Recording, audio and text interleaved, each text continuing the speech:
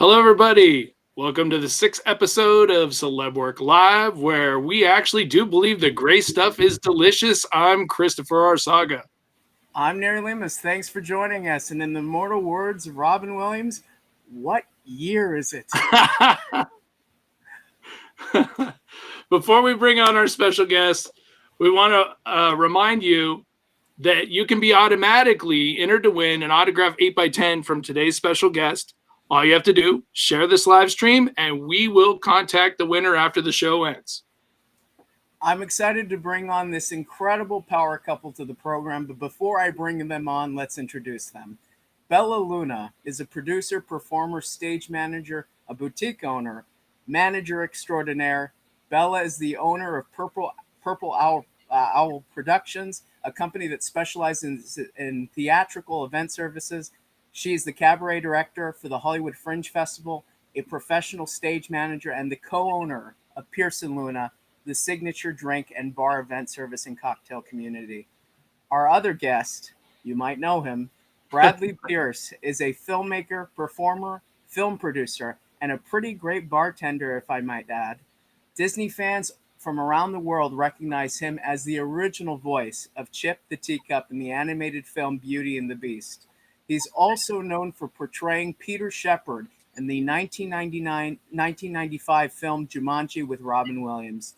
Other notable roles include Tails in the Saturday morning cartoon series Sonic the Hedgehog and a starring role in The Borrowers with John Goodman. In addition to acting, he is recently taking up performing magic, sideshow, and comedy for live audiences. We are proud to personally know them and proud to both call them friends inside and outside the business. Please welcome Bella Luna and Bradley Pierce to the program.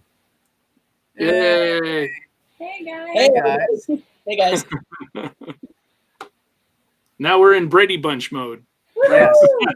I gotta look. Oh wait, that way. I'll look down at. Hi.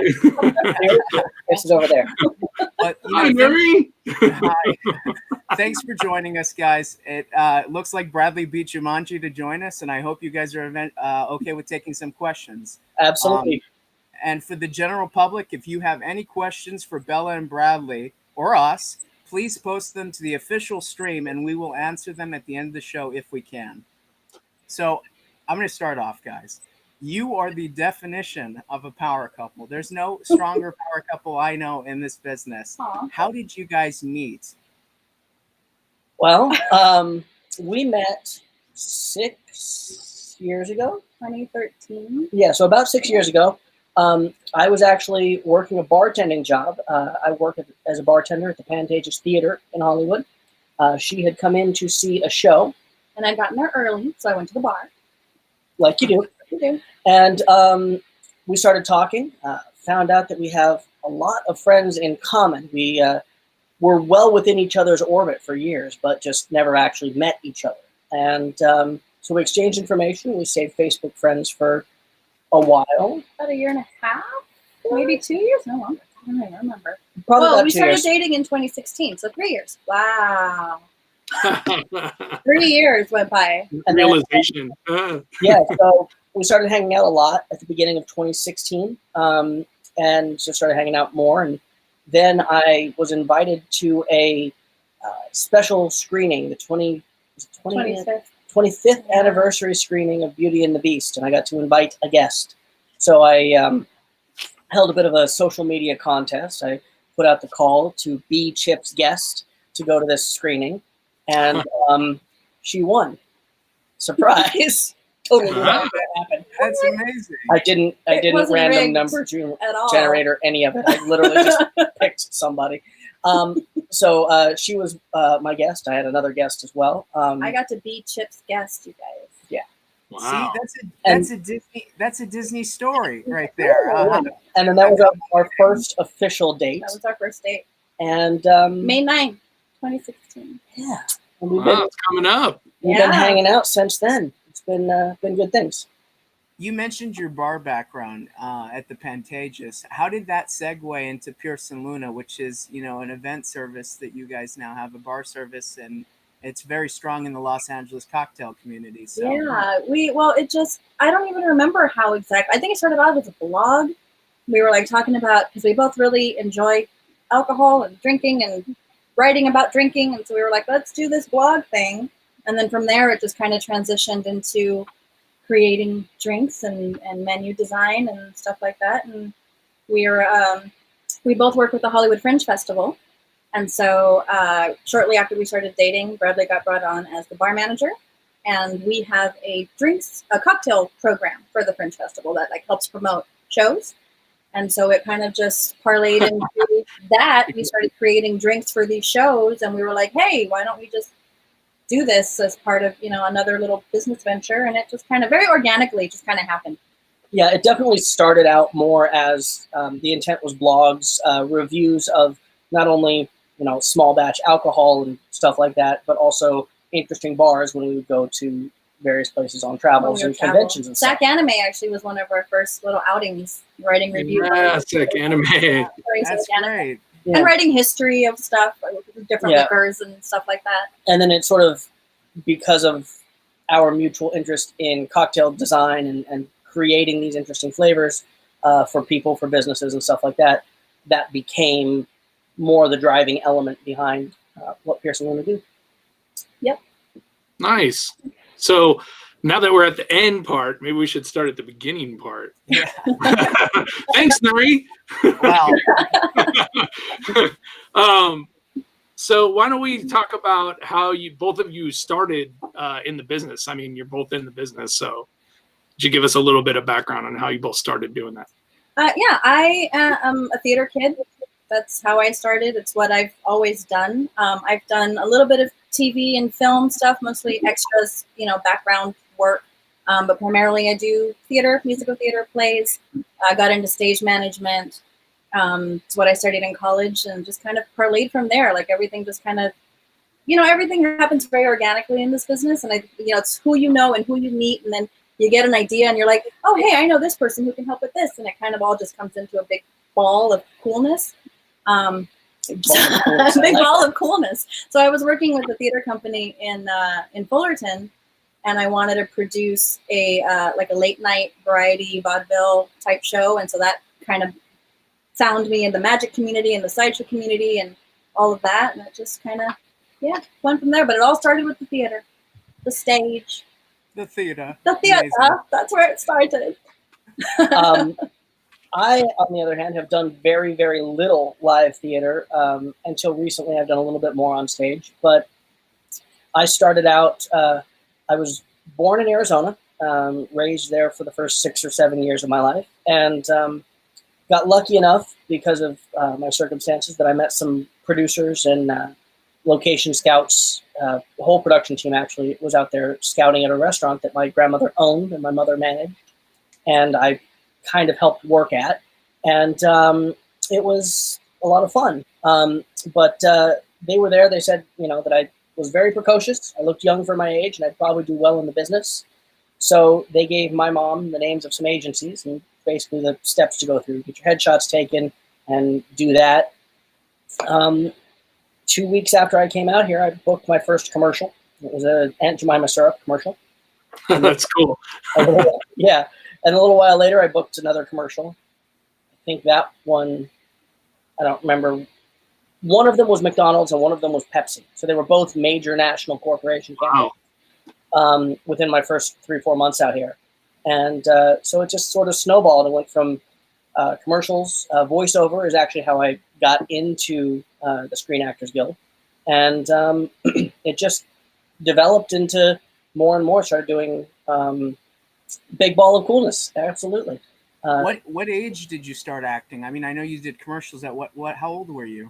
I came out here in August of '89, and I turned 7 in October of '89. Wow. So it was just before turning 7.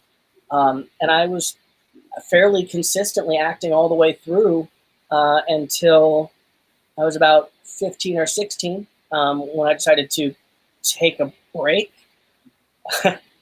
and try to be normal for a little while. But as it turns out, normal was not what I enjoyed. I really did like acting, and so I've been working my way back into it. And with changes in the business and everything else, it's become easier and more effective to produce my own stuff and write my own pieces and do some live stage, and we do a comedy duo, magic. It's That's so cool. ever evolving, all the cool stuff. By the way, hi Gina, hi Phil. Guys, I see them on the. Oh, hi Ben, I didn't see you there. Yep, these are people that I know. You know, my. I love it. I love it. I lost my feed. Saki the sock puppet is here. Yeah, Oh, he's a He's huge fan. Absolutely a huge fan. He's like never missed an episode. Oh my God, Saki's Saki's got Now- a comedy duo. It's that magic there, right? If we didn't talk about this, the fans would kill us. And we just want to address the elephant in the room. Literally, it's my favorite movie of yours. It's a film. It's a film that I had on VHS and watched like 2 million times. Jumanji. I mean, can you tell us how you got cast in one of the greatest 90s films of all time? I mean, what was it like being on set? I mean, it blows my mind how great that movie is. Well, at the time, I didn't know it was going to be one of the greatest movies of the 90s, which it absolutely was. But at the time, I got another audition, and I don't remember exactly where it was. I wish I remembered, the full story behind it. But because it was just another audition at the time, I didn't really pay it any special heed. But I'm guessing my mom probably picked me up from school with a change of clothes and something to snack on. We drove down to some random office building in Hollywood or LA, and that was the first audition. And it was literally just read, a couple pages of copy with, I'm guessing, the casting director, maybe even an assistant casting director. But then a couple weeks later, I went to another call. A couple weeks later, I went to another one, and that one, the third one, was with the director, some of the producers, and the writers in the main production buildings at Sony. And they had converted this entire space into basically what looked like a museum. There were models of all of the creatures. There was models of the houses. All of the storyboards were up around the building. And that was the moment when I realized this is going to be something spectacular. This is something. A couple so I, at that point realized that it was going to be something great. And I went at it with everything I had. And luckily, they picked me. It's just that one job that changes everything, and Beauty and the Beast was the same way. It was just another voiceover. I happened to do the audition at the Disney Studios, but it was not, there was no way to tell that it was going to be something huge. At the time, I don't even think I knew it was a Disney film, but these things sort of morph into, once in a while, that lightning strike of something amazing. And you captured lightning in a bottle more than twice. So that's incredible. It's true. Thank you. I've been blessed. Very, very lucky. So what do you remember what your absolute first thing was? I mean, I know like I said earlier, we were talking off, before we started this, and I said that I was looking up your IMDb. And it lists on IMDb a bunch of different things for 1990, which was obviously the first year that you started. But do you remember which one of those things was like the absolute first thing you did? Or because it says that it was Days of Our Lives, Too Young to Die, Cartel, Casey's Gift, Life Goes On, and Timeless Tales from Hallmark, where you played a rabbit, apparently. I did. I've played a rabbit several times. My very first on-camera project was an Aunt Jemima syrup commercial. So that was, but I mean, other than commercial, I mean, TV or. My first connection to Disney, this is kind of an obscure one, but was actually a McDonald's commercial. They had Little Mermaid toys. I was for the Little Mermaid Happy Meal toys. I was doing the voice of Flounder squirting Ursula. That was the first time. That is amazing. My first feature project was Cartel, and it was a direct-to-video release. I played the child of a man who was arrested for drugs. He was an informant for the cartel, so the cartel came after his family, including his son. That was my first feature-length thing. The Hallmark thing that you mentioned, where I played a rabbit, was actually the job that got me into SAG. That was my first. Oh, right. That was the transition job. But then I did Days of Our Lives, I think, was the next big thing. I played Andrew Donovan for three seasons. It may have only been 2, but I can't remember offhand. But I did that for a while, and that was a lot of fun. That was the beginning. That was the early stuff. Yeah, that's pretty cool. I know we were talking about a little bit about Jumanji. What was it like working with Robin Williams? I mean, we get that question probably the most whenever somebody sends us a message about you, is what was it like working with Robin Williams? Can you talk a little bit about that? Absolutely. And that is also the question that I get from 9 out of 10 people that walk up to a table if I'm at a convention. Robin was an amazing human being. You know how there's some people that are just warm, just very inviting. You want to get to know them. They're super friendly deep inside. He was one of those people. Very, very generous, kind. And I don't necessarily mean generous financially, although he did get everybody gifts. But he was very generous with his time, with his experience, with his wisdom. He talked to both Kirsten and I, sort of as a father figure and as a mentor for the business and for life. He would hang out with me in the makeup trailer on occasion, because if anybody understands what it's like to be stuck in a makeup chair for 3.5 hours being turned into something else, it's Mrs. Doubtfire. So he was there, to support that.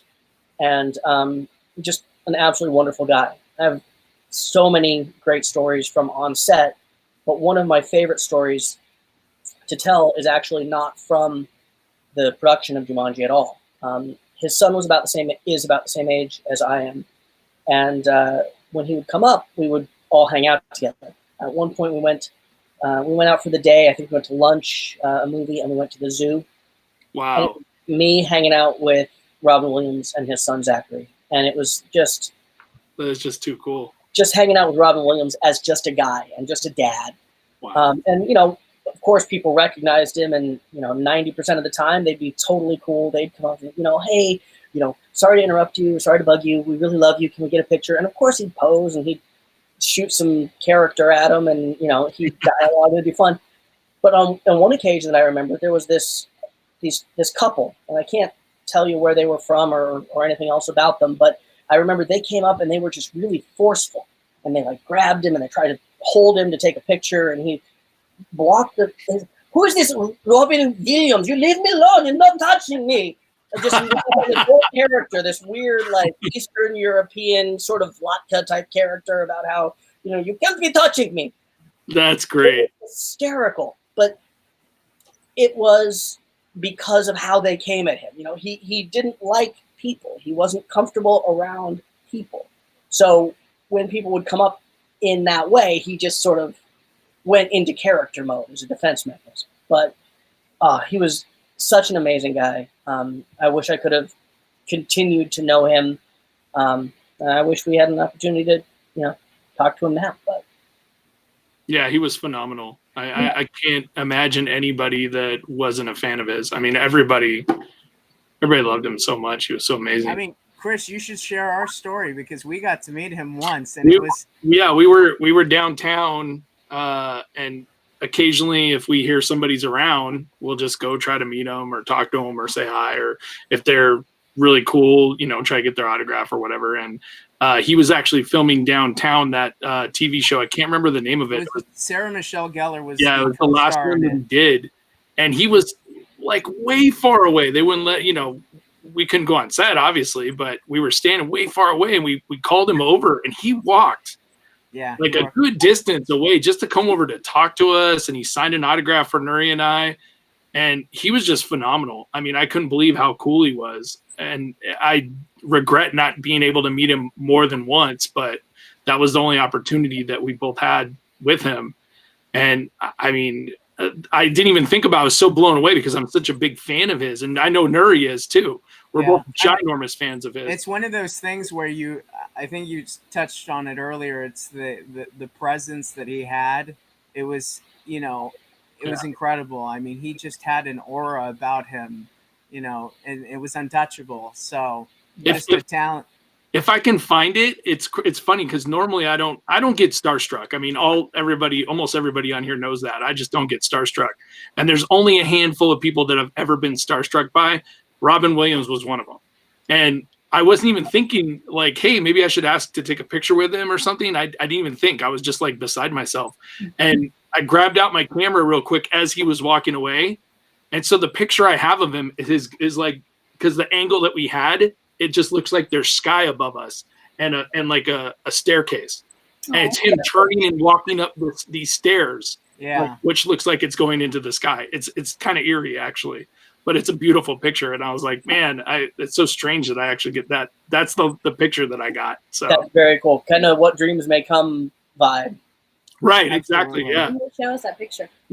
Oh, yeah. Show it. When I find it, I swear I'll show you guys for sure. Yeah. Another thing that I feel compelled to touch on while we're talking about Robin, he was going through either a depression or some part of his recovery during part of Jumanji. I didn't know that at the time. There were days that he would leave set more quickly than usual, and he would spend more time in his trailer than usual. Looking back on it now, after having been dealing with some of my own depression and stuff like that, I realized that that's what was happening. Those were the days where he was feeling that weight or that darkness or whatever it was. And I know that now, and I see that in some of his behaviors. And it was definitely present. And it's one of those things that I think addressing it now would have been easier. It would have been hey, you doing okay? Not just because I'm older, but because it's less stigmatized than it was 25 years ago, 30 years ago. But so in that vein, if you know somebody who is usually super chipper and they're sort of not on a given day, maybe check in. He was a wonderful guy, and he'd been dealing with it for years. Most of the time, people didn't know anything about it. But, check in on your friends, because... Absolutely. And I'm so glad you touched on that. I mean, right now we're in the middle of this epidemic, and people are shut in at home. And wait, what epidemic? Yeah. Yeah, what are you talking about? I have no idea. Exactly. So, any of our audience or anybody out there, please, reach out to somebody, talk to them. It's so important for your mental health. And, everybody's going through this. So, everybody understands. And trust me, at this time, if you don't think they'll understand this time. So please reach out. And, sort of to change topic and lighten the mood a little bit. Yes, please. But when we met, Bradley, I met you at Days of the Dead in 2015, I think, or 2016. But when we met, you were starting your production company, ZFO Entertainment. Yes. Can you tell us a little bit about that? Absolutely. ZFO Entertainment was another one of those projects that is constantly evolving, and it still is even now. It initially started out with a friend of mine, J. Paul Zimmerman, another child actor. He grew up in the business. We knew each other because of that. And he was talking about all these great ideas he had, projects he had written and stuff like that. And so we developed ZFO initially to help to be a way that we could both produce these projects. And as a side of that, we decided that we were going to do media coverage of conventions. Days of the Dead we covered. We did the Geeky Awards. We did a few other things. And that was a lot of fun, but we realized it was something that was taking up a lot of our time and not necessarily getting us to where either of us wanted to be. So we kind of backburnered that. We produced a project called Vultures that we got some really great footage on, had some issues. We had an editor who disappeared with a hard drive that all the footage was on. All kinds of drama. Independent filmmaking for the win. No. But Vultures still exists in some post-production format and maybe eventually will see the light of day. But then another piece of it was called Z-60, and that's a project that we're actually talking about. Bella and I are talking about trying to get back off the ground. J. Paul may include some in that, but it's literally going to be a correspondent-based news program focused on tech, science, sci-fi and fantasy, television and horror projects. And it's going to, each person gives us a 60-second blurb, and we compile those into the weekly Z-60 news. We were doing it for pretty consistently for a while, about, I'd say, 8 months, several years ago, but something that might be coming back again soon. But ZFO Entertainment is still an entity. It still produces some stuff, and it's working. In this business, anything that's constantly changing is a success, so that's phenomenal. That is for sure. It's true. That's very true. Bella, how has your boutique shop been affected? Oh my gosh. Where can we, and also where can people find you too? I years ago worked at the LA Mart for a wholesaler. And I'm talking like when my daughter was first born, so like 14 years ago. And I wanted to open this little boutique. And ever since then, it's been a thing that I wanted to do. And I just, for one reason or another, kind of just never did it. You know, you have to do all the paperwork to do the wholesaling license and the business permits and all of this stuff. And I was always, okay, yeah, I'm going to get to that. Oh, wait, but this other cool thing is happening. And I just kind of never did it. So finally, a friend of mine started doing like independent consultant type sales with some companies. And I was helping her out. And kind of through that, it kind of came back around to it. And I was like, oh, yeah, I wanted to do this for the longest time. And this was at the end of last year. No, beginning of this year. It was the beginning of this year. Wow. Literally. Wow. It was in February. Oh, my gosh. Great timing. February. Yeah. Great time. Perfect timing. Great timing. Do this, and I was like, okay, I'm finally doing this after like 14 years, right? And then this all hit, and so it isn't really doing anything, unfortunately, because I didn't get a chance to like. You're building it though. I've been Yeah, seeing your Instagram page. You've been putting a lot of effort into it. I've got I two follow lines right it. now. One of them is aromatherapy, and one of them is skincare stuff. But as far as any other thing, I had like these cute little handbags that I was going to pick up, and cute little nerdy stuff. And I just can't, because I can't go anywhere to go do it right now, right? So once all this passes, it'll come back. But if you go to my Instagram, XO_Bella Luna, there's links on there to everything. You can find it all through there. And yeah, that's kind of it right now. It'll Bradley, pick up. speaking of Beauty and the Boutiques. Oh wait, that's not it. Good transition. Beauty That was good. That was good. Beauty and the Beast. It's one of the most beloved of the Disney animated princess classics. You have some of the most iconic lines in the film. Can you tell us the process about voicing Chip, and how did you get the job and stuff like that? Well, Beauty and the Beast, I was originally hired to do one line. Mama, there's a girl in the castle. That was it. I went in, I recorded that, and I thought I was done. And about 3-4 months later, they called me back in, and they had 3 more lines to do. I can't remember exactly what they were, but I know one of them was, told you she was pretty, Mama, didn't I? And so they just kept adding more and more to it. Originally, the character that Chip became was played by a music box that was just going to be kind of chiming and making sounds to communicate. Okay. And they just kept adding more Chip and more of the little kid in it. He just wouldn't shut up, so they kept giving him lines. Yeah, pretty much it. Perfect. And, I still don't shut up very often. But they kept adding in pieces that, directly connected to me, which I thought was kind of cool. The spitting water through the teeth that happens when he pops up out of the tub, that was a thing that I had told the voice director, hey, when I was out hanging out with my uncle in his hot tub in Arizona, I learned how to do this. What? And not even thinking I'm spraying water at a $2,000 microphone on the soundstage, but whatever. So they added that in, and that's so cool. One of my favorite stories was at the end of the song "Something There." What's there, Mama? And she says, I'll tell you when you're older. There we go. She's seen the movie a few times too. But That actually grew out of I don't say a flub or a mistaken line. I always recorded my lines in sets of 3. So I would do each one with a slightly different inflection, emphasize a different word, and then they would give me notes and I would try it again.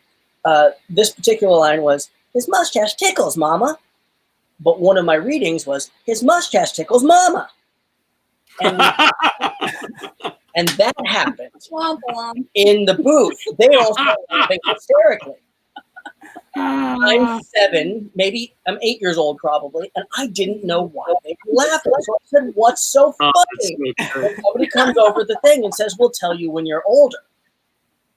Fast forward a couple months, they write that in as part of the dialogue at the end of something there. And that was just the way Disney did things. I hope they still do, but that's the way they did things then. The production and directors and everybody all worked together to try to bring as much of the humans they used to do the voices into the characters as possible. And it was that was an amazing experience. I mean, you can see it in all of the 90s films and, early animated classics. A lot of those ingenious moments that, like you say, happened in the booth. I mean, the fact that they added it to the film, I mean, it just results in pure magic on screen. So I'm so glad they did that. And I think obviously it's very evident in the 90s animation. But if you look back, and you guys might know where I'm going with this, but they've always used human models to produce the most realistic and magical things they could. Absolutely. One of my favorites, Miss Margaret Carey. Margaret Carey, the live action model for Tinkerbell. I mean, I'm so glad you brought that up, because that's the earliest form of motion capture, in the history of film. I mean, essentially, there's a ton of models that basically Disney and all these other companies sort of took inspiration from, but I mean, it really resulted in a live feel to our reality on screen. And I wish the people behind that magic got a little bit more credit. So thank you so much for bringing that up. I think that's you make such a good point. What's funny is I was looking up different facts about the movie. Maybe you don't know any of these, but the one that I thought was really, really interesting is there's that scene where Maurice is lost in the forest, and there's like a sign and you can't read what, it's like pointing different directions and you can't read what any of the places are. If you pause it and look at the bottom, it actually says Anaheim. No. It says Orlando, Buena Vista, Anaheim. I can't remember the other one. There's 4 cities and they're all Disney related. Yeah. and then the other part that I thought was kind of interesting was that they reused for the end. They reused the Sleeping Beauty animation for the dance scene at the end. They reused the animation from that. There's a few sequences where they reused animations. That was one of them. I can't remember the others. I saw a side-by-side comparison. There were 4 that they used in the film. Sleeping Beauty. I think they also used a scene out of Cinderella, but I can't remember which one it was. But yeah, there was a whole side-by-side comparison I saw a few years ago that showed that. It was very cool. And I don't know if you know this one. I'm going to ask you because maybe you know about it. Do you know about Jackie Chan? No. I got one. I was like waiting. I'm like, I got to find one that you don't know. What's up? What's up with Jackie Chan? So, the international version of the movie, Jackie Chan plays the Beast. And he actually sings one of the songs too. No joke. Really? Look it up. I looked it up. Like, wow. Jackie Chan. No joke. I can't. Robbie know that? I can't fathom Jackie Chan singing. No. Isn't that funny? That's awesome, though. Yeah, and he sang too. That's really cool. So we need to ask Bella a question now. What do you think? Nery? Yes, absolutely. Sure. Okay. Absolutely. So, Bella, Yeah. you are in a band, right? Speaking of singing, this is perfect. I see. Yeah. A rock band called Strangely Attractive. Yes. You just released a cover song on the band's YouTube page. Yeah. Phenomenal singer, I might add. Thank you. Tell us all about that. We want to know. This band, oh my gosh, started 5 years ago now. Oh my gosh, I don't even remember. Guys, I'm horrible with time. Like horrible with time, seriously. It was before we were dating, so Was Yeah, it must have been early 2016, I think, late 2015, somewhere around there. But anyway, it's a friend I met through the Magic World, and he had this band, and he was like, hey, we initially started off doing a little project of our own that was going to be kind of like live, that was going to incorporate, because we're all performers, like variety performers as well as musicians. So we were going to do like, we're going to perform a song, and then during the middle of the song, one of us is going to do a magic act, and then one of us is going to do a sideshow act. And so we were going to do this whole thing where everyone in the band would also perform some other kind of vaudeville variety act. And that project had a tough time getting off the ground. Everyone's schedules were kind of all over the place. We were having a hard time finding the right people to be a part of it. But the bass player, who is the guy I met through the magic community, his name is Chris Gongora. He had this other band called Strangely Attractive who needed a new singer. And he was like, hey, so I've got this other project that you might be interested in. And I was like, okay. So we chatted about it, and then I decided to join them on, for a couple of shows, and it took off from there. And then we kind of incorporated the variety idea into this band. So now we were doing, before all this happened, the rock and roll variety show, which was a monthly thing that was happening near downtown LA. And it would incorporate magic and burlesque and sideshow and dance and all kinds of really cool stuff to live music. So we would play music, and then people would perform. It was really fun. We did one show this year in February. It was my birthday show. It was a lot of fun. And then this whole world went to poop, and we canceled everything else for the rest of the year. But, once this is all over, we'll be back at it.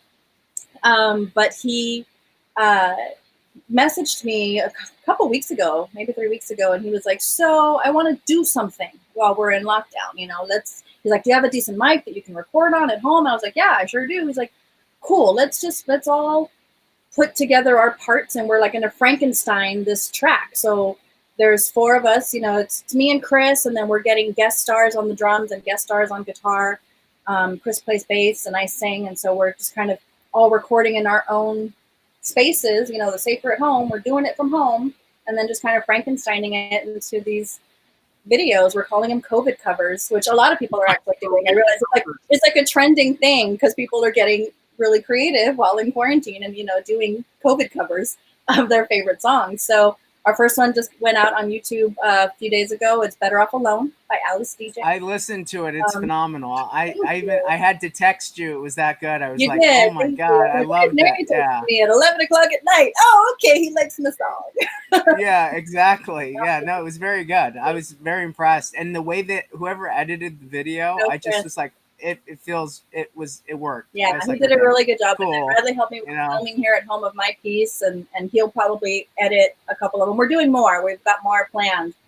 So the band's called Strangely Attractive. We have all the social medias at Strangely Attractive, and then our YouTube is also Strangely Attractive, and we're on Facebook, everywhere. So yeah. And I haven't told anybody this yet. So this is tell us. Let's hear it. Juicy scoop. I love it. Can't tell anybody. Our album is actually finally coming out. Oh my God! Congratulations! That's huge. That's cool.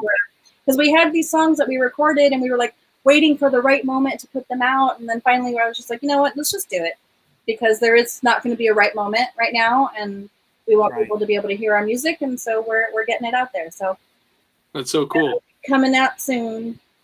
That's great. And speaking of coming out soon, or more things that are coming out in the near future, or the soon-to-be future, there's a lot of sequels coming out. A lot of sequels coming out, and Sonic the Hedgehog just got released. It had its first live-action movie, and spoiler alert: if you haven't seen the movie, Tails, the character you voiced, is possibly making an appearance in the second movie. Now, I know that that's probably not going to be you, but speaking of other sequels, Jumanji, there's rumors going on that there's going to be more Jumanji films. And what are your thoughts of maybe, if they ask you to come back to the big screen, would you do it? I have not had any formal conversations with anybody at Sony about the next Jumanji film. However, I have heard from people that I trust that they are planning on bringing some of the original Jumanji cast back for the next film. Anyone who saw the third in the series, Level Up or Next Level, Jumanji Next Level, knows that Nora, Aunt Nora, Phoebe Newworth, was back. She had a cameo at the end. She was referenced repeatedly during the film, and they have indicated, and actually The Rock was the last one to post something about it, that the main villain character in Next Level was played by someone that we've already met. He was an avatar for somebody from somebody who's already in the Jumanji universe. That has to be somebody from the original film, theoretically. There's no other way to do it. So there's lots of signs pointing towards the possibility of that being a thing. If they were to call, I would respond with an very, very enthusiastic yes. I would love to be a part of that universe again, or rather continue to be a part of that universe. But we'll see. We'll have to see what kind of production happens. Getting a storyline with either, I wish they would bring you and Kirsten Dunst back to have a storyline like that. I mean, the fans want it. I mean, I constantly see people on Twitter tag you and go, "Okay, where are you? We're waiting." So we're hoping that does happen. Yeah, the fans have wanted. The fans wanted a sequel to Jumanji from the beginning, but Robin actually said that he would never do it. Interesting. And the reason he gave is actually, I think, one of the best he could have. There's no reason in this world or any other that Alan Parrish would ever go near that game again. Absolutely. That, and it's a perfect film. There's such a great ending, So they could have done a sequel or a spin-off or something like that, but it would have had to exclude Alan and also Sarah Whittle, just because of his dedication to character. The character wouldn't do it, so he won't do it. I think it's definitely time to bring back the original cast. I think it'd be fantastic. And I agree. Anybody out there who's watching who thinks it's a good idea, feel free to tag and post and talk all about it, because believe it or not, you do have the ability to sway these decision makers. And you can say, hey, we really want to see Bradley Pierce and Kirsten Dunst back in the Jumanji universe. Make it happen. And then tag The Rock and Jack Black and Kevin Hart. They redesigned Sonic because of people. Yeah. Absolutely. That's exactly right. And that movie's awesome too. That's actually a really good movie. Have you seen Sonic? Yeah, I saw it. I thought it was great. I did see the new Sonic movie. I thought it was a lot of fun. It was definitely very on point with what the character has evolved to be, not just from the video games, but through the Saturday morning cartoon show and all of its other various animated pieces and cinematics from the newer games. It's fantastic, and I think that bringing Tails back is a great idea. I would love to see a movie that shows the two of them. I know it's not going to be me, and that's okay.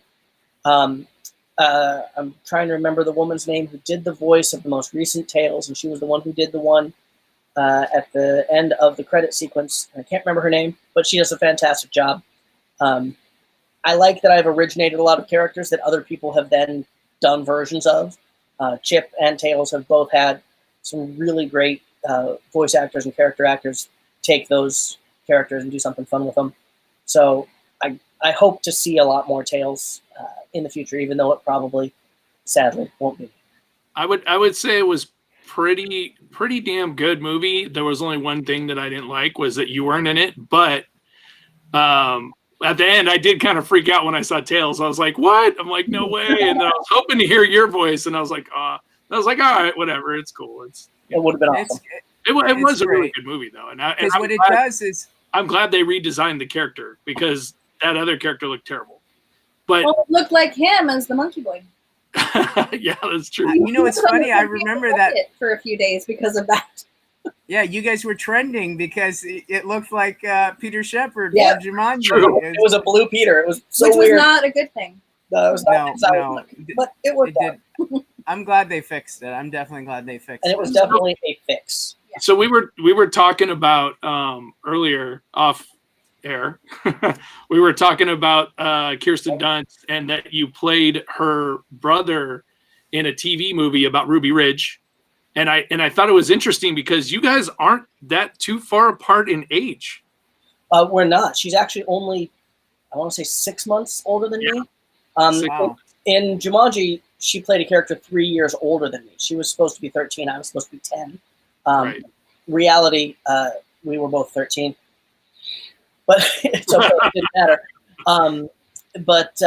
Yeah, in The Siege at Ruby Ridge, it was a mini-series made-for-TV movie. We played a brother and sister. We were the Weavers. I cannot remember her name. I think it might have been Sarah again. But I was Sam, and my dad's character was Randy Weaver. The whole thing was based on a true story. It was very documentary style. Documentary style. Yeah, thank you. You're right. You're right. By the way, it was Sarah. It was Sarah. You were right. Yeah, okay, thank you. I was thinking documentarian, and then my brain switched gears. It doesn't matter. I've made so many mistakes this episode. You're fine. Just let it run.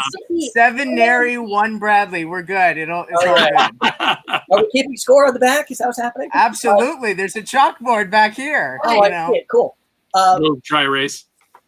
One of the most interesting things about that movie actually was during the filming, they had representatives from Randy Weaver, the father of the family's legal counsel team, and representatives from the U.S. government's legal counsel team on set every day during filming to make sure that we didn't put anything on film that they weren't willing to verify or admit to.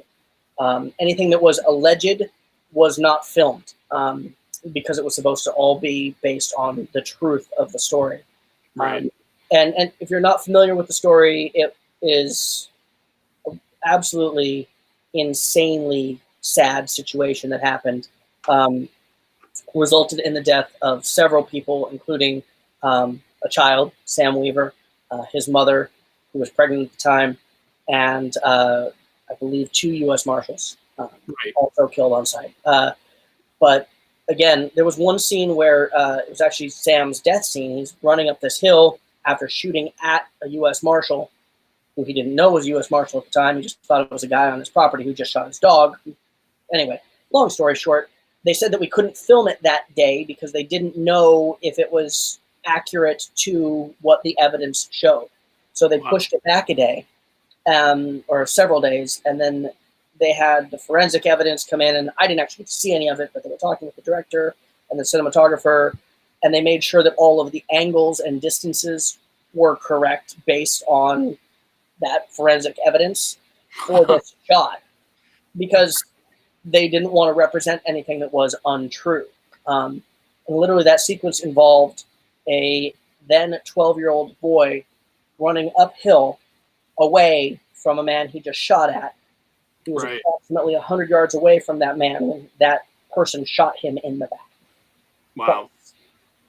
But, again, neither side disputes it, but the weight of that story to try to be a part of that cast to tell that story was really, really impressive. And definitely a harder story to tell, but an amazing project. And if you can find it somewhere, I don't even know if it exists anywhere online, but it's a really powerful film.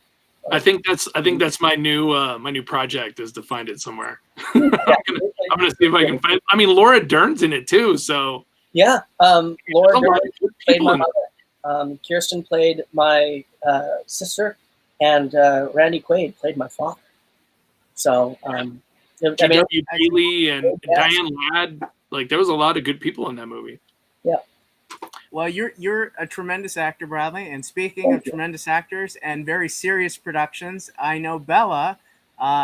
She's a very well-known stage manager for a well-known theater house in Los Angeles, and you have worked with some amazing talent and some amazing LA productions.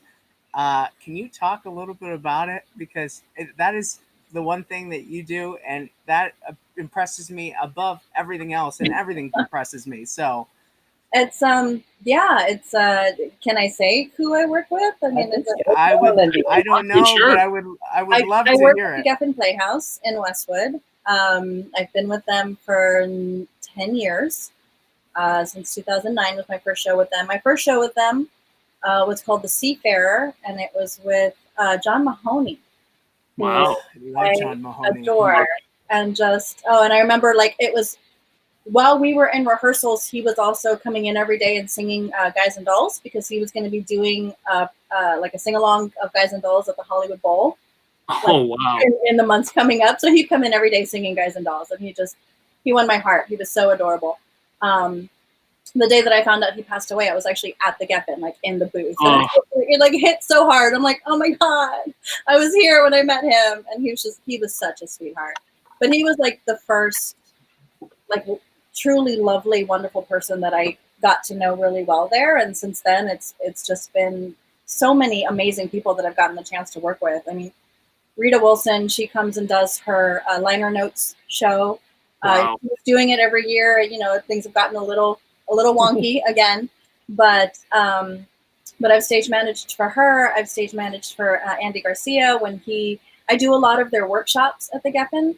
I'm so busy I can't do like their full runs, but I will do their workshop stuff and like their readings. So it's actually really cool because I get to work with almost every production that comes through the house, like in the beginning stages. So I get to workshop each of these productions before they go on to do their full big run. So I get time with these actors and these playwrights and get to see how the works develop. And Andy was there. They did a production of Key Largo. So I was with him for the first. It was this last December, right? Last November. Yeah, we were actually in the UK when it was going on. But you worked with them in August. It was right? earlier that year. I actually was with them twice for different workshops. Oh, so wow. They get together, sometimes a year out from when the production goes up to start to workshop and rework scripts and stuff. And a lot of the times the actors I'm with during the workshops aren't the same actors that end up on the stage, but it's still really cool. Edward James Olmos was a part of the workshop that we did, and he didn't end up in the final production. But to do a workshop with Edward James Olmos and Andy Garcia, of course. that was like, it was amazing. Isn't Edward just amazing? He's so lovely. Oh my gosh, he was so lovely. He's like almost like a god. Like it's so like you meet him and you're just like blown away. Like this real person. Aura around. Yeah, absolutely. Sure. There is an aura. Yeah, 100%. Him, Alfred Molina was another one that I found had an aura.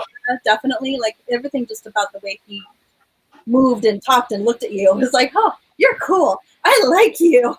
When we did Pensacon just recently in February, I was walking down to which we've done last year, so you know that show. Mm-hmm. This year we had Maria Canales Barrera with us, and I was walking her down to her professional photo ops, and Edward James Olmos was walking out, and I guess they're friends. Yeah. She introduced me to him like I didn't know who he was, and I'm like, dude, this is a god. Like, I this man. Like, he was amazing. Like, so I was blown away. I felt like I was actually he's another one that I get starstruck around. He's so wonderful, and he's just such. But he's a tremendously nice guy. I mean, he's super nice and so talented, and his talent is like effortless. That's one of the things that strikes me about so many of these people that are such huge names. They're so lovely and wonderful, and just great, down to earth and great. Yeah. Just so, and they do come up and introduce themselves to you.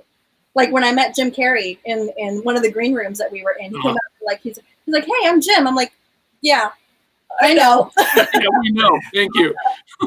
Okay, sure. Hi, Jim. How's it going? I've gotten to escort Lin-Manuel Miranda a couple of times. Oh, wow. They're just wonderful, total sweetheart. His dad is just a crack up riot. So cute and sweet. Oh my gosh, who else? I will say the one production I regret missing was Andy Garcia whenever he does his musical. Oh my gosh, yes. The Sinister Stars with Andy Garcia is just they'll be back. Everything will be back. I know. My brother and I are avid fans of the Geffen, so whenever I feel like we've lost a piece of us when we can't attend, a production. The Geffen is still doing. They launched the Geffen Stay House. So if you go to the Geffen Playhouse website, you can find they are doing productions streaming into your home. And there's some people that we have worked with, like Jefferson Mays did an amazing production of A Christmas Carol last year, and he did a bit of it from his home. like so that you can watch him do a monologue from his home into your home. And Jefferson, That's amazing. it's just phenomenal. Hilder Guimarães is a wonderful magician that I'm friends with, and he had a show that was going to be going up at the Geffen. He's had a couple shows at the Geffen, but he's doing one that it's a complete virtual experience, and it's like an interactive experience. So it's another one that you can go check out, the Geffen Playhouse website. But yeah, they've been my theater family for, like I said, 10 years, and they're phenomenal. I love them so much. They're such people. I have to add, we just lost Brian Dennehy. I know he was at the Geffen within the last couple Yeah. of years. Was he one of the workshops you worked on? He was one of the workshops. And he was just a total sweetheart. Just unfortunately, I was only with him for like 4 days. But the days that I was with him, again, it was one of those things where he came up and he was like, "Hi, I'm Brian." I'm like, Yeah. "Hi, Brian and Bella." Yes, you are. It's just lovely when they come up and introduce themselves to me. I'm like, "Hey, how's it going?" That's so cool. One of the coolest things about being in theater is that a lot of the times I work with people who aren't big names yet. And then they go on to become big names, and sometimes it surprises even me. We started watching Agents of S.H.I.E.L.D. recently because we never watched it when it was on TV, and it's on Netflix. So we've got time to binge watch. We've had time, so we've been binge watching it. And we got into season 3, I want to say. And do you guys watch it at all? Are you familiar with Agents of S.H.I.E.L.D.? First watches it, not me. I think I've gotten to season 3. I think. Okay. So there's a character, Mac, Agent Mackenzie. Right. And he comes on screen, and I'm watching him, and I'm like, okay, and I'm looking, like, gosh, he looks familiar. And it didn't. Literally, we watched, I think, like 10 episodes with him. And I finally went, oh my God, I stage managed him. Henry Simmons was in a production of Grail in, I think it was 2008, or maybe even 2009. Wow. I don't know. But I was like, yeah, I was a stage manager. Hey, Henry Simmons. I was like, that's so cool. And be like, hey, remember me? Watching Agents of S.H.I.E.L.D. You're doing a great job. But whenever he does a show, I think he does shows. If he does a show, we'll try to book you at that one. That way you can. Yeah, that'd be great to connect with him. a little bit of a full circle. So since we're kind of on the subject, we're kind of moving into this already. I'm just wondering if either of you have any funny stories or anecdotes from your careers that you want to share, like that would make us laugh or whatever. It doesn't matter. Something really cool. Julia Sweeney was doing her comedy show at the Geffen, and we have 2 spaces at the Geffen, and she was doing it in the small space. And we had just wrapped up the show, and I was still on my headpiece, and I hear a call come into my ear and says, Carol Burnett is backstage. She looks lost. And I went, let me go. I went backstage, literally opened the door, and there she is right in front of me. I'm like, oh, hey, can I help you? I think I'm in the wrong place. Like, yes, you are. Let's help you. That's so funny. But yeah, it was one of the best calls. Carol Burnett's backstage. She looks lost. It's great. How about you, Bradley? Thing is, there's so many fun or interesting stories. I honestly, what is one that you'd like to tell? You know a lot of my funny stories. Story? Yeah. I don't know. You can't think of any. That's why you want me to think of one. I don't know. Here's one that's interesting. I don't know how funny it is necessarily, but when we were filming Jumanji, the monsoon scene was filmed in a wave tank at the University of British Columbia. I've got one. Okay. When I'm done with this story, she's going to tell me what story to tell next. And we had gotten to the end of a really long day, and it would have been the last day we were filming in the wave tank, but we had, another hour to film or whatever. And Kirsten and I are sitting there, and everybody's wearing wetsuits. We're in the water. We've been in the water for 8 hours. I'm wearing a full mask the mask keeps filling up with water in the muzzle. So every time I tip my head up, it goes into my mouth. Anyway. And the producers, or somebody from the producers, went up to our parents who were sitting and watching it. We have another hour of filming. We're about to go into overtime. Would it be possible for you guys to just, let them stick around for another hour? Just so everybody knows, the way the child labor laws are written, you cannot make a child work overtime the end. That's the law. Right. But a lot of times when you're dealing with 150 crew members and a $70,000 rental and all the rest of this, the producers will look at the parents and go, it's going to cost us $400,000 to come back tomorrow. An extra hour, maybe. And so our parents talked to us on, is it okay? And we were tired and we were not feeling great, but we were willing to do it. Robin hears about all of this and comes up and goes, we are shutting down. We are going home. Everybody is tired. We're all done, especially them. It's over. We come back tomorrow. Wow. Okay. Of course, nobody's going to argue with Robin Williams, but also nobody on the set except Robin could have said that out loud and had it. Absolutely. Yeah, that's So true. that was one of those moments where like Robin just really showed his protective and paternal side to everybody. I don't think it's that funny other than the fact that we were all... It's a phenomenal story. No, that's a great story. Yeah, not necessarily funny, but great. What's the funny story? Tell them the story about Robin and the crocodile. Okay. This is a good story. That's good. All right. So Robin Williams, during the monsoon scene, is on the back of the crocodile. And it's going up and down in the water and rolling back and forth. He's supposed to be fighting it, right? He comes up and goes. Now, he's doing that. And he's punching the back of the crocodile. And suddenly the crocodile, wow! You're going to stop! Protective. And the guy inside the crocodile is moving his head to control the mouth and moving his arms to control the front arms of the crocodile. Robin is punching so hard that he's punching through the foam and through the fiberglass, and the guy inside is feeling it. So Tom Woodruff at Studio... That's what I was just going to say. Yes, It's Tom Woodruff. It's The alien. Yeah. No, that's crazy. Those of you who know Tom know that all of Studio ADI's projects, there was one suit puppeteer included in almost every one of them. He was in one of the xenomorphs and aliens. He was in The Lion. He was in Pumpkinhead. He was Pumpkinhead and Pumpkinhead. Yep. Yes. He was in The Lion and the Crocodile in Jumanji. He was, like that's his thing. So cool. He's in a lot of these suits, especially doing animal movements. He's a gorilla a lot of times. But yeah, he was getting punched by Robin Williams hard enough through the water that he was feeling it through the foam and the rest of the suit and had to yell for him to stop. Now, That's that so doesn't, amazing. it didn't make any difference because, I mean, yes, they were recording sound, but you're not going to hear it over the rain and everything else going on. So, but that was a funny story from him.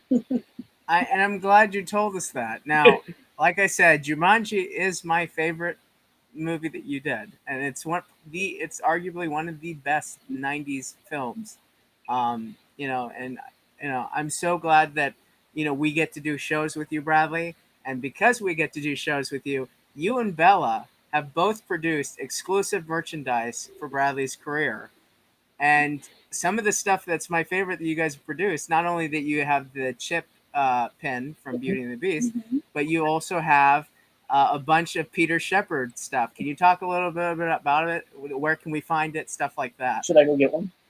I can go grab one. Sure. I can show you when you start talking. Yes, please. Hi, Bella. Just be back in a moment. Our house is nearly just large. But the merchandise was all creatively concepted by us. The chip pin that we got was designed by a friend of mine, Leo Camacho, who was a part of a Disney vlogger group for a while. He does a lot of cosplay stuff now. I think he's New York based now. I'm not sure if he's completely moved out there. But he did the design for Chip.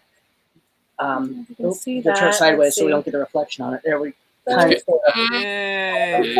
This is the want to see me do a trick refrigerator magnet. Turn it sideways there. Kind of see it. There it is. There we go. We got it. Yay! And there's a hidden Mickey in it. If you can see a little hidden Mickey in there. Yeah. I love the hidden Mickey. I love it. So he designed that for us. And that is an exclusive design. You can only get that either from me at a convention or from MrBradleyPierce.com. But the other design, the Peter Shepard one you're talking about, was actually a weird idea that Bella came up with. We were kind of on a John Cusack movie binge. We watched a bunch of things, but Say Anything was one of them. So she said, what if we did a crossover between Say Anything and Jumanji? And we got the Say Jumanji, and it is a sticker and magnet and everything else. And it's Peter in front of that car that he gets crushed in, holding the Jumanji board, playing music. There we go. It's Say Anything meets Jumanji. It's Say That's Jumanji. so cool. We call it Say Jumanji, and it's fun and it's silly. And I think that's the magnet. Yeah. This is the magnet. And what happened is literally I had this vision and I told him about it. And he was like, oh, okay. I'm like, hold on. I reached out to someone who we met through a mutual friend, my friend John Reed, fantastic magician, performer out in New York. He has a wonderful graphic artist he works with named Jared Gerard. Goes by J-Bomb. J-Bomb Creative. And so J-Bomb is the one that I emailed and I said, hey, I've got this crazy idea. Can you make it come to life? And he did that. And we've been working with him ever since. Oh, yeah. We're going to talk about the Flex card in a minute, Karen. Thank you, Karen. We'll get there. Yeah, so this is a fun, I have one. I'll pull one out. So tell them how we met the Loonies, and we'll go from there. We're just going to pull all this stuff out. Was that Pensacola? That was Pensacola. That was Pensacon. Yeah, when we went to Pensacon. Yeah. When we went to Pensacon, literally our ride home from the airport, we were in a SUV with a couple of other people. They were vendors for Pensacon, and they were also doing like part of a show and stuff like that, because they had designed a bunch of games. One of those games was Flux. I don't know if anybody here have you played Flux, Chris, Nery? No, but I was in the car when this happened, so I love this story. Okay, so they're like, okay, well, we're here. We did the Star Trek thing, and we did this other version of the game, and we're working on a Jumanji version of the game. And I kind of went, well, that's interesting because Jumanji, I've got a tie into as well. I went, what? Neither of them recognized me, which I thought was fantastic. But anyway, it led to a conversation. It led to me playing Flux with them, and it led to us going down and playing a couple games with Art and Kristen Looney, the creators of Looney Labs that created not only Flux but a bunch of other great games. And Jumanji was in development at the time. They were going back and forth, and they were submitting art to Sony, and then Sony was overriding or changing things. And so they created Jumanji Flux. That's so cool. It's a card game, and if you've ever played any of their Flux games, every single turn changes the rules. So it's interesting to play a game based on a board game that changes the rules when most people didn't read all of the rules in the first place. But all of the Flux games have Flux cards that are added to either this game or one of the others. Did you look in here to see if there's one? Okay. This particular Jumanji game, or this particular Flux game, has a limited edition keeper card. Now, it is Peter Shepard, and it's an animal and an adventurer card. It's the only one like it. Mm-hmm. Plus, if you read real carefully, it says it counts as monkeys, and if it's signed by me, you can steal the board game during your turn. Love it. Okay, so we worked with them enough that they literally created this card and put my name on it so that if I sign it, it's more powerful than any other card. That is super cool. Fantastic. Yeah. Really so cool. You I think I need to buy one of those because I think I have a way of getting one signed. Maybe.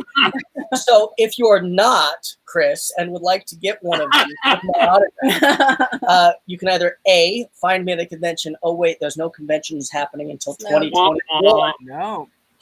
You can order it from the website MrBradleyPierce.com, and I will send you one of these with an autograph on it, and then you'll be able to play Flux with a Peter Shepard card and steal the game.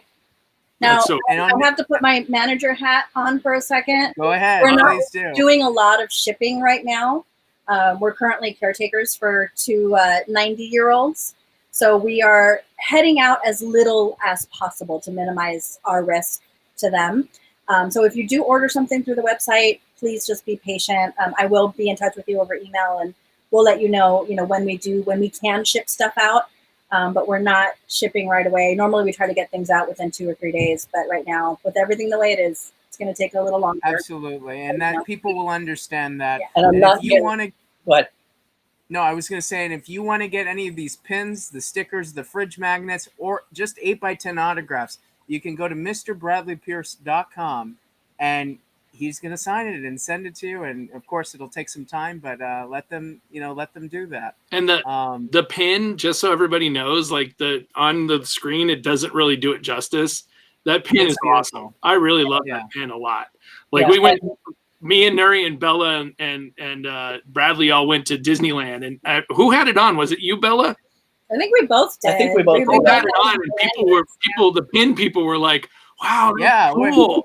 Exactly. Cool. Where did you get that? And we don't have a lot of those left. Those were the very first run that we did. And we did a run of 100. We've got like maybe 10, I think, left. Very, very few. And we are going to get more, but it's probably going to be through a different manufacturer, so they might look a little different. They're imported. So if you want one of the original 10, hurry. If you want one of the original 10, you got to go to MrBradleyPierce.com. Order it now. And I love that plug, and I think it's a well-deserved plug. And speaking of plugs, is there anything else that we could tell the audience about, Bradley, Bella, things that they can follow you at? Anything you want to talk about? Bella, you can find at XO_Bella Luna. Strangely Attractive, Purple Owl Productions. That's it. That's it. Dr. Sketchy's Los Angeles, but that's the whole thing we didn't get into. Everything's on my Instagram. If you go to XO_Bella Luna, all my projects are on there. And then he is Mr. Bradley Pierce on Instagram and Twitter and Facebook and all the things. And then MrBradleyPierce.com as well. We want to thank you guys for coming on. You guys are terrific. This was so much fun. A lot of fun. And it's good seeing your faces. We miss you. I'm trying to see if I missed anything. We miss having lunch with you. Oh, Saki asked me what it was like working with Jodie Benson on Little Mermaid. Oh, yeah, Nery, go through the questions. I'm going to go through the questions. So, 1 second. I'm sorry. I opened the package. Okay, shared it on social. Thank you, Saki. We appreciate that. Saki is so cute. Karen talking about the flex card, so we did that. Flex card.